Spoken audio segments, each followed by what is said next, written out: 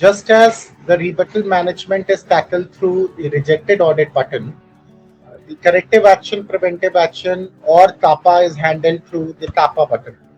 Once the auditing manager clicks on the button, selects the LOB and the date range, once these necessary details are input, then clicking on the generate button will list down all the transactions which are pending for corrective action, preventive action by the auditing manager as such. Clicking on the view button under the action header will open up that particular transaction for which CAPA has to be conducted.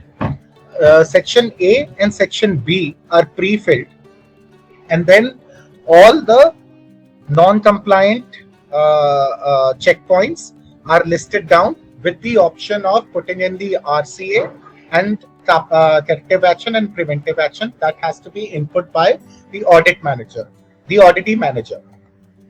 Just for demo purposes, I'm just scribbling in demo for all NC parameters.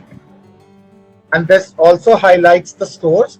This also highlights the comment which was scribbled in by the auditee while raising the rebuttal. Once I click on the confirm button, this transaction will continue to follow the process of laid down CAPA procedure at Rupeek. So this transaction now automatically will move out of auditee manager's bucket and will go to auditor manager's bucket for final CAPA comments or validation.